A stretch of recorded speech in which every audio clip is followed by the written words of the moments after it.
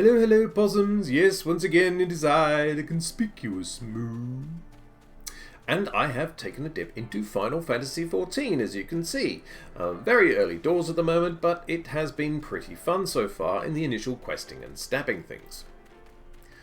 However, Final Fantasy XIV is not what I want to talk about today, but more a recent event inside that game which has come as somewhat of a revelation to me. I am of course referring to Square Enix banning stream snipers on Asmongold's first steps into Eorzea. I caught the highlight reel of his first adventures in Final Fantasy and of course the following retinue that always comes with him. However, there were some established Final Fantasy players that actively tried to interrupt his play with mass particle effects, mount blocking and multiple reporting. Now, none of this is new to Asmongold, of course, so it's unsurprising that he took it in his stride. It comes with the territory of just being him.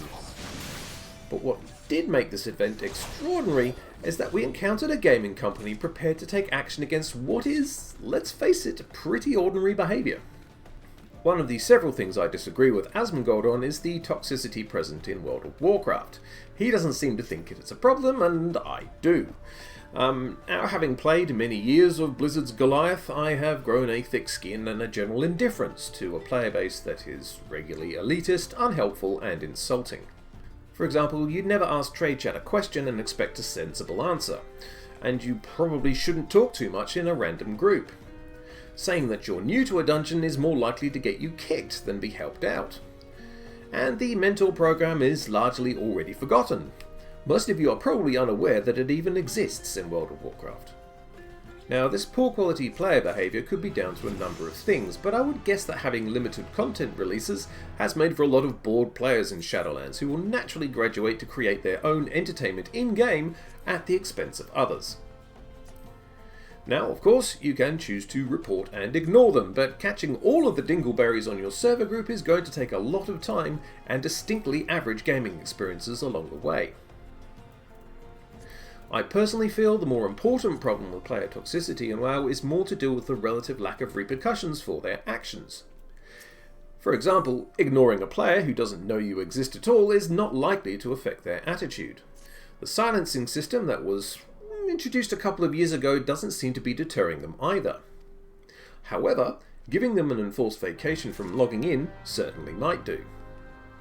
Like all MMOs, there is a terms of service that you must agree to in order to play, but Blizzard seem unwilling to enforce it properly, relying on automated systems to try and control the problem. Unsurprisingly, this hasn't worked, and has even been abused by the abusers themselves through report bombing a competitor into oblivion. The switch from World of Warcraft to Elder Scrolls Online was night and day in terms of the community at large. Yes, every MMO has their dingleberries, and ESO has certainly got a few pockets of WoW trade chat level conversation in places. However, the odds of finding people to group up with in the world, or answer a question without a trollish answer, are fantastically high in Elder Scrolls in my experience. And this simply can't be down to better enforcement of the TOS either. I rarely see any commentary on bannings. The ESO forums are certainly better policed than WoW's. The latter has gotten to the point where the established trolls know when the mods are knocking off and can start upsetting people at leisure. The ESO equivalent at least deletes posts and reminds forumers of the terms of service that they've signed up to, and to a much higher degree.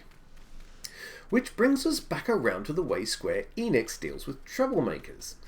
I'm only very early on in my adventure into Final Fantasy, but to know that a company is concerned enough about poor behaviour to actively ban the offending accounts is frankly wonderful to me. I'd heard the bellular anecdotes about the much stricter modding by Square Enix, but to have it displayed so vividly puts a lot of confidence in my being able to enjoy the game with as few fun suckers around as possible. It really does speak to my mentality and possibly to the greater number of MMO gamers out there that over the years we've just come to accept that griefing, trolling, stream sniping and mount blocking and other antisocial nonsense is just a part of the experience. The best you could do was ignore it, report, block and move on. But by taking such swift action, Square Enix has clearly demonstrated that this doesn't necessarily have to be the status quo. Instead of putting up a terms of service and then letting the player base stomp all over it with impunity, they've put in the human resources to actually wield and use the ban hammer, and quickly too. Yes, the tears of injustice are welling up in the eyes of those put into the naughty corner for a bit, but the community in Final Fantasy will be much, much better for the experience. Some bannies will invoke their First Amendment rights as if that applies to private enterprise and on servers frequently not even in the United States. And I suspect many WoW refugees are likely to receive a quick and humbling lesson if Square Enix are serious about maintaining this stance.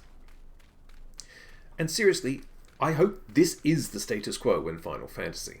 The benefits to them must be immense. It makes for a much better and friendlier environment overall, and if trolls leave the game, who cares? They probably assist as much as anything else in making a lot of the player base leave just by virtue of being obnoxious. Not everyone has thick skin and is grief resistant.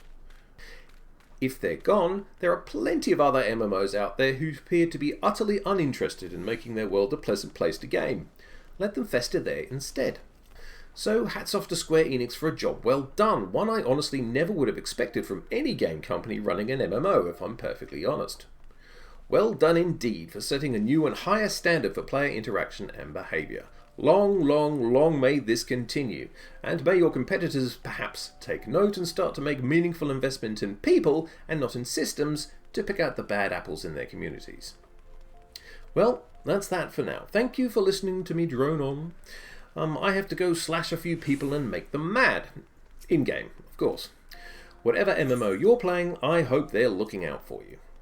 I am the Conspicuous Moo, and a very, very good evening to you.